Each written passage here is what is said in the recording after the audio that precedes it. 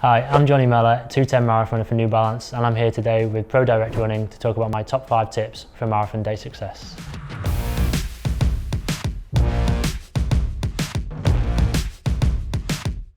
I won Manchester Marathon earlier this year, which formed the trials for the Commonwealth Games, which I went on to finish 6th in Birmingham.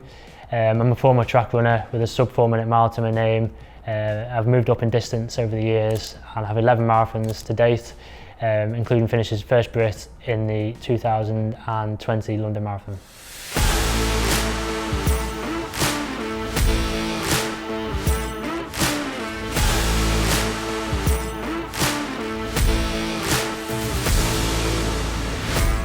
The first most important tip is the race kit.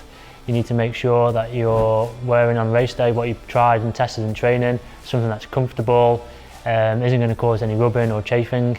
I would probably cover yourself in Vaseline and all those usual hot spots as well beforehand. And if it's cold on race day, consider starting in a t-shirt, an old race t-shirt that you can throw away. My second tip is nutrition in the lead up to race day. So in the final days, you'll have heard it before, but it's a classic one. Don't try anything new. Stick to foods that you tried in training beforehand. Same again for breakfast on race day.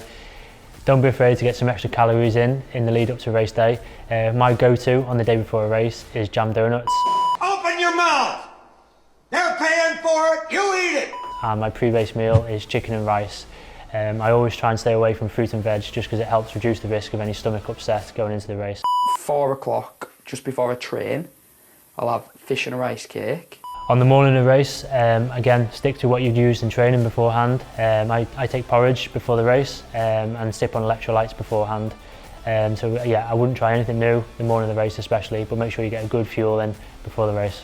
I think everyone's different and it varies on what time you want to eat before your race. For me, I go 3 hours before, just so I know that's enough time for me to kind of digest it and go to the toilet if I need to beforehand.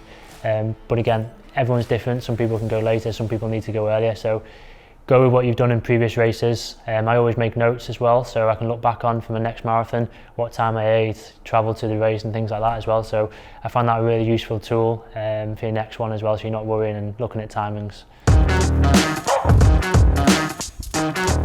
My next tip is nutrition during the race itself, which is really important and something that's sort of, I guess, transformed my marathon career. I was really struggling to take fuel on during the race, and then I was wondering why I was hitting the wall in the later stages. So I try and get in minimum 60 grams an hour of carbohydrate, either in drinks or gels. But again, use what you tried in training beforehand. Don't experiment with new gels on race day or new fuel, but some people like to use sweets, gels, drinks, whatever it is to get that fuel on and aim for that 60 grams of carb an hour. I think is really important, especially if you're a runner, running between 2 and 3 hours. That's going to be even more, to get more fuel on board is going to be important. If you're a 4 to 5 hour marathon runner, then you maybe can look at getting 40 to 50 grams of carbohydrate in per hour. So obviously 60 grams of carbohydrate is quite a lot, and if you're on your feet for 5 hours, that's a lot of gels to consume.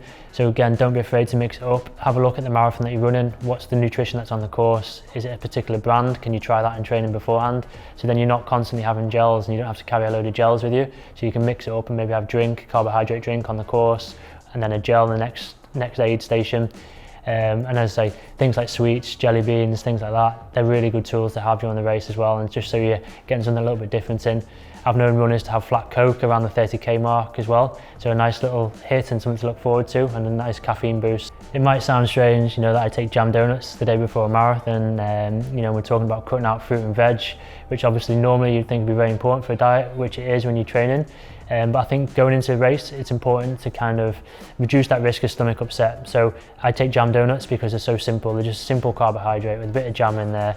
I know they're not going to cause stomach upset. And again, I cut the fruit and veg out, not necessarily from a performance point of view, but it's kind of helped me make sure my stomach's okay going into the race. And I'm not going to have any stomach issues during the race itself or the morning of the race. I think going into the marathon, maybe what you read in a textbook or on the internet, it might kind of go out the window because it's very individual. So it's what works for you best. And again, you're there to perform in the marathon and get through it and give yourself some extra fuel for the fire. So whatever it is that you can get in to boost your glycogen stores, I think is really important.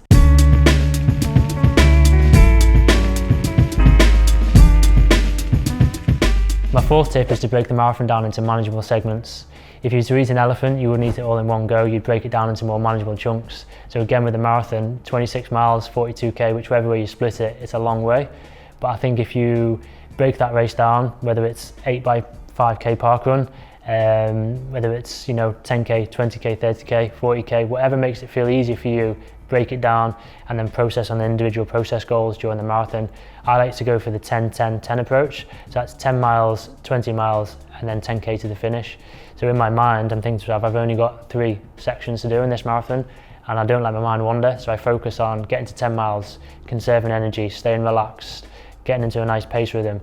And then from 10 miles to 20 miles, I know I'm in a race at this point, it's starting to get harder now, and I'm working that bit harder to maintain pace, but I'm staying relaxed. I'm trying to conserve energy and save something back for the final 10k, which is where, good day or bad day, not to worry you or make you nervous, it's going to hurt. I think it's good to go into the marathon with that mindset, whether you're going to set a PB, whether you're just going to get around, whatever it is. I think it's really important to have that mindset that the last 10k is going to be tough, and be ready for that in your mind mentally. But I think breaking the marathon down into sort of smaller sections is going to make the distance feel a lot more manageable, and going into it you won't feel quite as daunting. I try to stay relaxed in the marathon by thinking about my pace, I'm thinking about cadence, I'm kind of thinking about my arm carriage, kind of thinking everything relaxed. But I'm also enjoying it as well, because I think that's something that should take away from the marathon. It's a great experience, enjoy being in the moments, enjoy the crowds, and I think just that helps me to be relaxed and sort of staying, and then having that process goal as well of getting to 10 miles early on. All I'm thinking about is getting to 10 miles. I'm not thinking about the outcome and the end result. During the marathon itself, you'll probably go through bad patches, but again, having these process goals will help you sort of weather a bad patch. And again, when I've run my personal best in the past, I've gone through bad patches and I've been sort of coming off the back of a group, or I've dropped a bit of time, but I always have that mindset that I'm going to come through it and I'm going to get my second wind and I'm going to finish strong. So again, don't be scared if you go through a bad patch. It's all part of the marathon. Just like your training block, there's no such thing as a perfect training block. You're going to have setbacks, you're going to have niggles. In the marathon itself, you're going to have splits that are a bit slower, which again, try not to worry about splits on your watch, because sometimes the Garmin or whatever watch you're using can be off. So don't be, with the buildings, the other people using their watches. So don't be a slave to the watch. Use the markers on the course and things like that. And if you're a pace group, work with the pace group, because you're going to be running with runners of similar mindset to yourself, with a similar goal to yourself, which I think is a really useful tool. And the people that you run a marathon with, yes, you want to beat them, but you're kind of in it together. And that's what's really special about the marathon distance.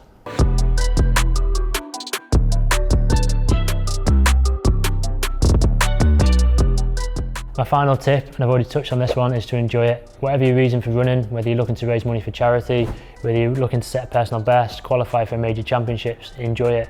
You've worked hard, you've trained, hopefully you've worked hard and trained hard for it. So go out there and enjoy it, embrace the crowds. If you're doing a major city marathon, obviously there's going to be some amazing landmarks on the course. Obviously in London you've got Tower Bridge, you go through Canary Wharf, Westminster, you've got so many things to look at on the course, and it's great. You go past Cutty Sark and the atmosphere is amazing. It's one of the few races where the hairs on my back and neck really stood up. So enjoy the marathon. Yes, it's tough. If it was easy, everyone would be doing them every weekend, but enjoy it. You've worked hard for it, and take it all in and remember it. Oh no, it's not custard donuts from Co-op, it's the Asda 5 for £1 jam donut specials. That's the northern they're coming out in me.